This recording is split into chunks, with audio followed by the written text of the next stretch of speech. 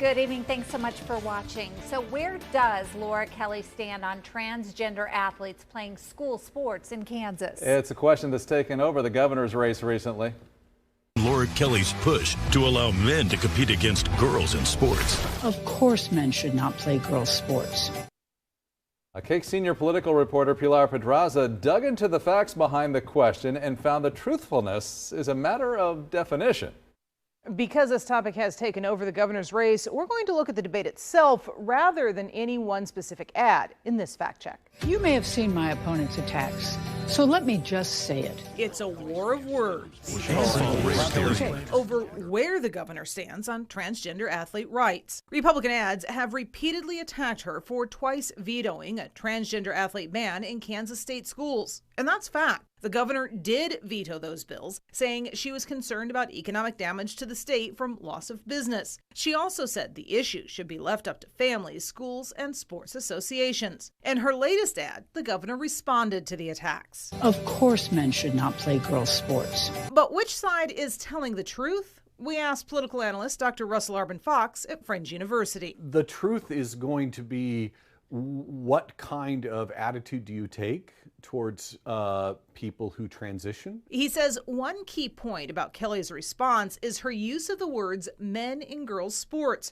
repeating a phrase used often in the ads attacking her. From Laura Kelly's push to allow men to compete against girls in sports. Men in girls' sports is language that is intended to connect with a lot of fears of pedophilia. These ads are designed to tap into a lot of really primal fears. They're not accurate because, of course, we're not talking about grown men and small children. As for the fairness of transgender athletes competing with women and girls, attitudes toward the governor's vetoes will depend on your definition of what makes one male, female, or anything else. Are you going to insist that there is no such thing as a sexual diaphragm, and so therefore you're stuck with the gender that you were born with? For a lot of people, especially the people that these Republican ads are reaching out to, that's really straightforward. And she's going to be able to come back and say, well, but that legislation has to do with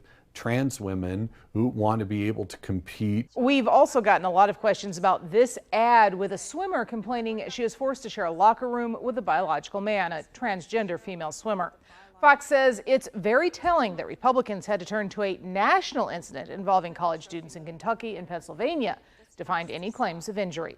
Pilar Pedraza, KAKE News, on your side. And if you have questions about a political ad you'd like us to fact check, just email news@kake.com. Attention, Pilar Pedraza fact checks. Well, one of the closest races in Kansas is the race for Attorney General. Republican Chris Kobach and Democrat Chris Mann are separated by just a couple of points in recent polling. The two debated each other in Wichita this afternoon. They clashed over several issues, including whether to legalize medical marijuana. You end up legalizing something that becomes a Pandora's box, because no state that has a medical marijuana law that allows medical marijuana has been able to confine it to purely medical cases. We need to put up some safeguards. We need to make sure that we're protecting vulnerable populations, protecting our children. We need to have more drug addiction help, and we need money to go to law enforcement. A poll released yesterday shows Kobach leading 41 to 39%, with 16% still undivided.